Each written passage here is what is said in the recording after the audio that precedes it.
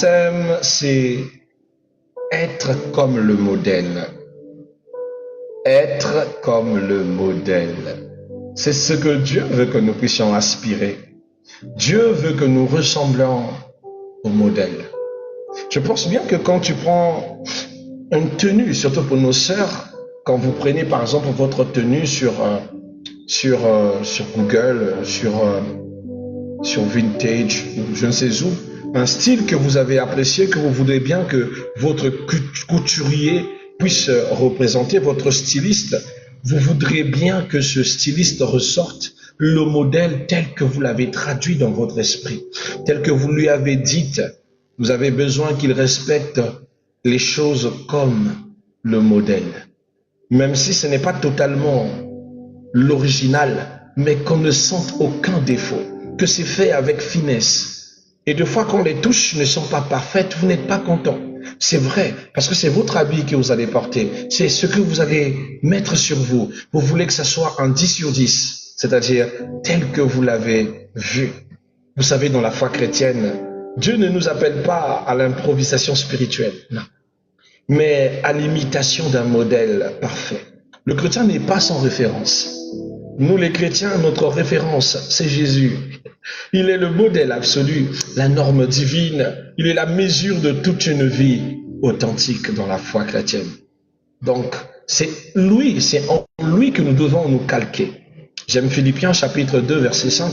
Il dit, « Ayez en vous les mêmes sentiments qui étaient en Jésus-Christ. » La Bible veut que nous ayons les mêmes sentiments qui étaient dans le cœur de notre Seigneur. Être comme le modèle, c'est entrer dans un processus de transformation profonde, progressif, volontaire à l'image du Christ. C'est devenir peu à peu comme lui. C'est devenir comme lui. Jésus-Christ est le modèle parfait. Jésus n'est pas seulement le sauveur. Il est aussi l'exemple vivant à suivre. 1 Pierre chapitre 2, 21 nous dit, « Christ aussi a souffert pour vous, vous laissant un exemple afin que vous suiviez ses traces. » Jésus a souffert, nous laissons un exemple à suivre.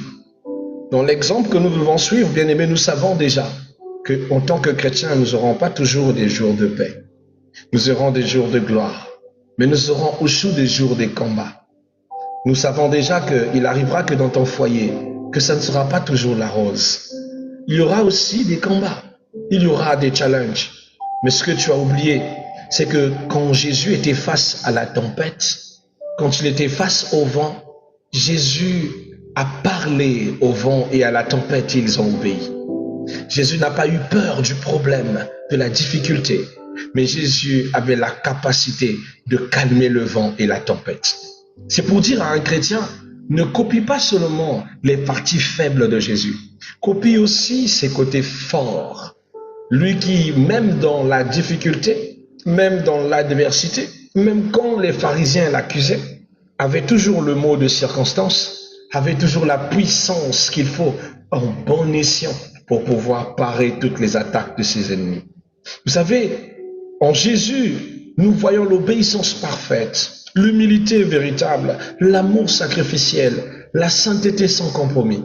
On voit une image que nous devons aspirer, car Jésus nous veut obéissant. Jésus nous veut humble, pas orgueilleux.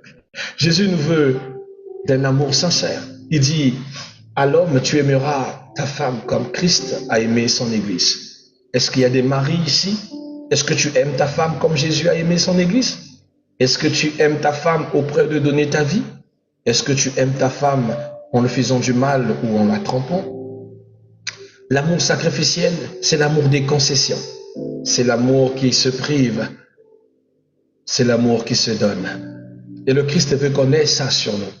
Et il dit à la femme d'être soumise à son mari, comme elle doit l'être envers le Christ. Alléluia. Et ça aussi, ce n'est pas un acte facile. La femme soumise offre à son mari le plus beau cadeau au monde. La femme soumise se sacrifie.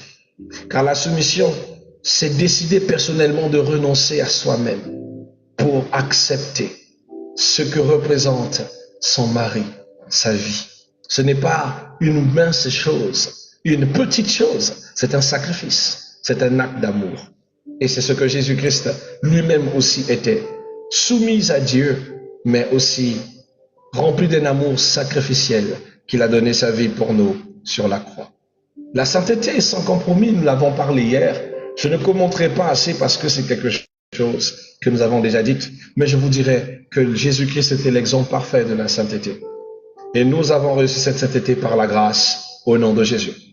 Vous devez savoir aussi que le modèle voulu par Dieu dès l'origine, dès la création, Dieu avait un modèle pour l'homme.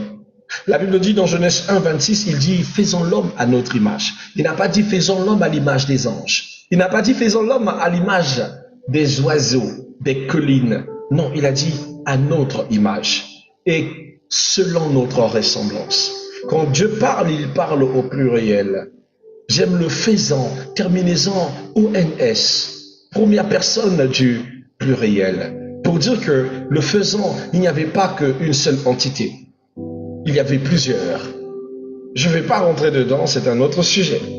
Mais le péché a déformé cette image. Mais Christ est venu restaurer l'image originelle. Christ est venu nous redonner la nature que nous avons reçue. Quand on parle de faisons l'homme à notre image, Dieu a fait l'homme Dieu. Donc je m'explique. Dieu n'a pas créé l'homme comme une créature lambda.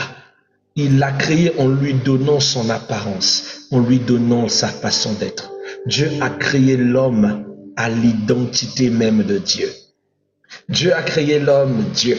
Voilà pourquoi l'homme a reçu le pouvoir de nommer tout ce qui était sur cette terre.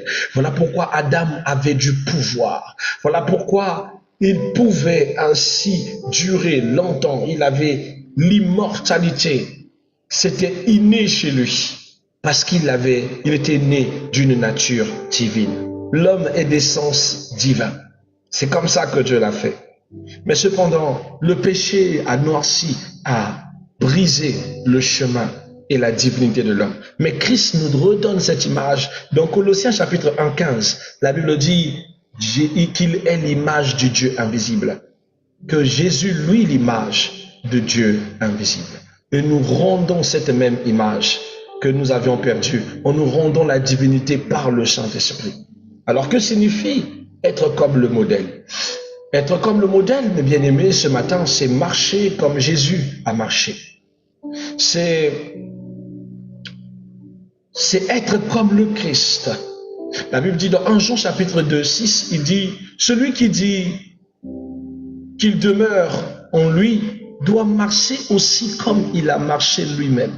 Tu ne peux pas dire que tu demeures en Christ et refuser comme Jésus a marché, comme Jésus était. Un jour, j'ai vu une sœur qui a dit, moi, je ne suis pas le Seigneur Jésus qui était gentil avec vous. Non, mais alors tu n'es pas comme le modèle.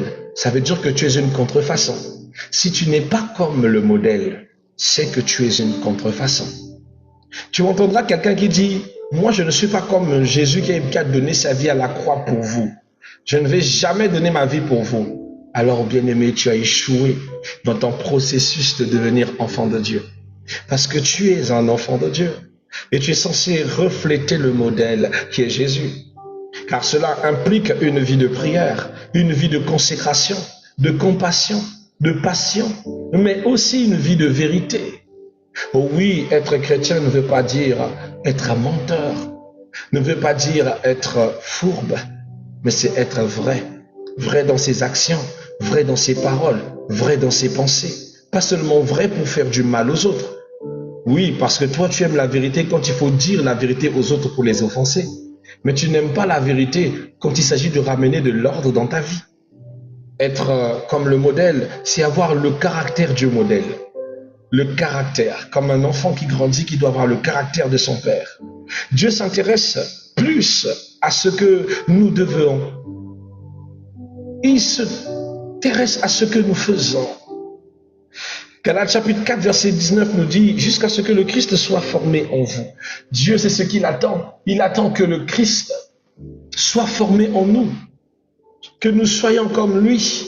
Que nous ayons le caractère du Christ. Des traits du Christ. Que chaque fois, nous voyons le Christ manifesté dans notre cœur. Alléluia. Il veut que nous ayons l'humilité de Jésus-Christ. Démontré dans Philippiens 2.8, qui ne s'est pas vu comme une proie égal à Dieu et s'est humilié jusqu'à la mort. Il veut que nous ayons la douceur de Jésus, démontrée dans Matthieu chapitre 11, verset 29. Lui qui n'a pas fait du mal, il n'a pas rendu le mal aux autres. Alléluia. Il dit, il veut que nous ayons l'amour envers notre prochain. Jean 13, verset 34. Tu ne peux pas dire que tu aimes ton prochain sans commencer à t'aimer toi-même. J'aime la Bible ne va pas en désordre. L'amour doit commencer par toi. Tu ne peux pas donner ce que toi-même tu n'es pas. Tu ne peux pas offrir ce que tu n'es pas. Si tu ne t'aimes pas, alors tu ne peux pas aimer. La Bible dit, tu aimeras ton prochain comme toi-même. Commence à t'apprécier comme la plus belle des créatures que Dieu a créées. Commence à aimer d'abord ce que Dieu a fait avec toi. Aime chaque chose que Dieu t'a donnée. Ce n'est pas du narcissisme, c'est apprendre à apprécier la créature que Dieu a faite. Alléluia. Et après, commencer à aimer ton prochain. Celui qui ne sait pas s'aimer ne peut pas aimer. Celui qui ne sait pas s'aimer, oh là là, ne peut pas aimer les autres. C'est impossible. Et tu ne peux pas aimer ta famille. Tu ne peux pas aimer plutôt Dieu si tu n'as pas commencé par t'aimer toi et aimer ta famille. Parce que l'amour de Dieu s'accomplit lorsque tu aimes d'abord ta personne, mais aussi ta famille. Car la Bible dit, celui qui prend soin, celui qui ne prend soin de sa famille, celui qui ne prend soin de sa famille est pire qu'un païen. L'amour de Dieu s'accomplit lorsque ton amour est vrai et sincère envers les autres et aussi envers toi-même. Est-ce que je parle à la créature de Dieu? Être comme Jésus, c'est apprendre à s'apprécier. Jésus s'aimait. C'est comme ça qu'il pouvait nous aimer. Est-ce que toi, tu t'aimes? Ayez les mêmes sentiments qu'étaient dans le Christ, dit la parole de Dieu. Les mêmes sentiments. Comment devenir comme le modèle? Comment devenir? Quand on veut un bon résultat, on le calque, on emmène chez le designer. Mais on veut que le designer reproduise ce que l'on veut. Les enjeux selon notre corps, on l'oublie. Le modèle que tu as vu du pagne à coudre n'est pas peut-être parfait par rapport à la formologie de ton corps. Le designer doit l'adapter donc selon ton corps, ta forme, ton gabarit. Mais tout en gardant la subtilité que le modèle reste parfait. Mais dans notre sujet, c'est comment être comme le modèle. La première des choses, c'est par la transformation de l'esprit. Car l'esprit nous taille. L'esprit nous donne l'identité que nous avons perdue, l'apparence par Christ. L'esprit dresse et traite ce qui est intérieur. Pendant que nous passons du temps à travailler ce qui est extérieur, l'esprit traite ce qui est intérieur. La Bible dit dans Romains chapitre 12, verset 2, il dit « Soyez transformés par le renouvellement de l'intelligence, qui est le Saint-Esprit. » Cela se passe par la parole méditée, par la repentance sincère et par la soumission au Saint-Esprit. Laissez-vous transformer par l'Esprit de Dieu. Il va vous donner la capacité de devenir une meilleure version de vous. La Bible dit « L'Esprit de Dieu nous enseigne. » C'est le meilleur enseignant qui enseigne tous les jours. Un frère m'a dit, homme de Dieu, tous les jours, tous les matins, comme tous les soirs, vous prêchez. Comment vous avez tant de ressources? Je n'ai aucune ressource. Ma base, c'est Jésus. Ma base, c'est l'Esprit de Dieu qui inspire tous ces enseignements à vous donner. Et il n'en manque pas un seul pour vous édifier. Sinon, moi-même, avec ma tête, c'est impossible. Par discipline spirituelle, vous avez besoin de pouvoir vous calquer sur quelque chose qui vous permet de tenir comme une règle. Car oui, le modèle, c'est aussi d'avoir une forme de discipline. On parle souvent d'être ce qu'on appelle par un disciple.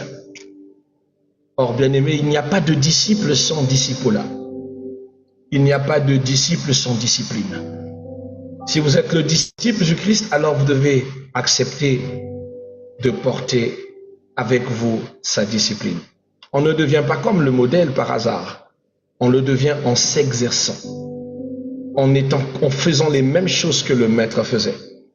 Paul dit à Timothée dans 1 Timothée 4, 7, il dit « Exerce-toi à la piété ». Il dit à Timothée de s'exercer à la vie de prière. Nous savons de base que Jésus priait beaucoup. La discipline forge la ressemblance. La prière régulière, le jeûne, l'obéissance quotidienne, le renoncement à la chair. Ce sont des choses qui font partie de la discipline, qui vont renforcer votre caractère à ressembler à Jésus. Plus vous avez la discipline du maître, plus vous aspirez à devenir comme le maître. Souvent, quand je ne suis pas à l'église et que mon fils, dans la foi, est en train de prêcher ou en train de chanter, celui qui ne sait pas se dira que je suis là. Et plusieurs sont rentrés me chercher à l'église pensant que c'était moi. Or, ce n'est pas moi. Souvent, je me dis à quel moment il a le même timbre vocal que moi. Mais c'est parce qu'il aspire à la même discipline et c'est parce qu'il aspire à la même enseignement qu'il adapte la même rigueur que j'adapte de la même manière que je l'ai reçu de la parole. C'est-à-dire qu'il consomme maintenant des similitudes, des mêmes traits. En réalité, c'est son disciple-là qui lui fait donner cette apparence. Vous n'avez pas l'apparence du Christ parce qu'il vous manque la discipline. Vous aimez l'évangile, vous aimez la parole de Dieu, mais vous n'avez pas la vie qui va avec. Vous rejetez la discipline de la parole. Vous avez besoin de la discipline du Christ pour le ressembler. Alléluia. Une autre chose qu'il vous faudra pour cette belle transformation, c'est l'acceptation du processus. Vous devez accepter de devenir comme le modèle. Être comme le modèle est un chemin pas en un instant. C'est un procédé qui prendra du temps. La Bible dit dans Philippiens 1,6, il dit « Celui qui a commencé en vous cette bonne œuvre la rendra parfaite. » Celui qui a commencé en vous cette bonne œuvre, il rendra parfaite votre cheminement. Dieu utilisera les épreuves pour vous parfaire. Dieu utilisera les corrections. Dieu va utiliser les saisons d'attente pour nous conformer à l'image du Christ. Dieu utilisera tous ces panels pour vous donner la formologie, la disposition pour devenir comme le modèle. Alors, quels sont les dangers? Les dangers de refuser le modèle. Lorsqu'on veut adapter un modèle qui est propre à nous-mêmes, un style qui est propre à nous-mêmes. Quand nous voulons marcher avec Christ, mais selon nous, quels sont ces dangers? La première des choses, vous allez vivre une foi superficielle, une foi qui vacille, une foi qui un jour est forte, un jour diminue. Vous allez commencer à copier les hommes au lieu de copier Christ. C'est comme ça qu'il y a beaucoup de personnes qui ressemblent à leur pasteur, mais qui ne ressemblent pas au Christ selon la parole. Je suis désolé, je suis allé dans les églises et je suis moi-même à la tête de la mission du Christ. J'ai vu des chrétiens se dire chrétiens, mais sans Christ dans leur cœur. J'ai vu des chrétiens sans amour. J'ai vu des chrétiens insensibles à la douleur et à la souffrance des autres. J'ai vu les chrétiens être capables de mettre de la main pour soutenir le pasteur. Mais lorsque leur propre sœur de l'église, leur frère de l'église dans la difficulté, ont préféré le laisser livrer à lui-même. On a beaucoup en plus, donné le cœur à vouloir ressembler aux hommes, à imiter la créature, que d'imiter lui-même le Créateur. Ne copiez pas les hommes, mais copiez le Christ. Toutefois, devenez des modèles de Jésus, pas d'un pasteur. Copiez sa vie de prière, copiez sa marche, mais ne copiez pas les hommes. Parce que si vous copiez, alors copiez bien. Vous devez aussi copier l'esprit masturbateur que souvent votre pasteur a. Vous devez aussi copier son infidélité. Ça reste un être humain. Il n'est pas un modèle, lui-même il aspire. Paul parle dans Éphésiens chapitre 5, de verset 1er. Il parle d'aspirer au modèle, comme lui-même l'est du Christ. Il dit, soyez mes imitateurs, comme je le suis moi-même du Christ. Paul se voit imitateur du Christ. Aspirer au modèle de Dieu par notre Seigneur. Développer éviter de développer plutôt une religiosité sans transformation. C'est-à-dire l'apparence de la religion, mais en fond, vous n'avez aucune transformation. Laissez la vraie vie de l'esprit vous donner l'apparence et le fond de la sainteté. Et non de faire semblant d'être saint devant les gens et la nuit commettre les pires des atrocités. C'est la même sœur en Christ qui vous dit shalom chaque matin, mais qui a déjà au moins 10 kilos de grossesse qu'elle renverse. Sœur en Christ. Sœur en Christ, est-ce que tu respectes vraiment le nom de Jésus? Moi, j'ai pas envie de devenir mère maintenant. Après, qui t'a dit d'aller coucher sans le mariage? Après, c'est pour renverser grossesse. Et nous venir nous dire shalom frère, shalom dans l'hypocrisie. Sois comme Jésus. Arrête ce que tu es en train de faire. Alléluia. Résistez à tout ce qui est mauvais, parce que le danger de refuser le modèle va vous pousser à résister à l'œuvre du Saint-Esprit. C'est malheureux. Quand vous allez vous mettre à résister au modèle, vous allez commencer à rejeter l'œuvre du Saint-Esprit. Parce que l'œuvre du Saint-Esprit s'accomplit dans la forme même de l'enseignement de Christ, dans la forme même de la vie du Christ. Vous avez besoin du Saint-Esprit. Alléluia. Que la paix du Seigneur soit avec vous. Il est déjà 7h16, ça fait plaisir d'être ensemble avec vous et de vous lire, mes bien-aimés. Mais on doit se séparer. Mais avant de se séparer, qu'est-ce qu'on peut dire en définitive? En définitive, on peut dire que être le modèle, c'est ressembler à Christ dans le secret comme en public, dans l'épreuve comme dans la bénédiction, dans le monde et même dans nos familles. J'aime la Bible dans le livre de Romains chapitre 8. Il dit, car le monde attend avec un ardent désir la révélation des fils de Dieu. J'ai envie de te dire que le monde attend ta révélation. Il attend le modèle de Christ que tu vas devenir ou que tu es. Il attend de voir ce que l'Esprit de Dieu est en train de faire de toi. Et j'aime le même chapitre de Romains 8, 29.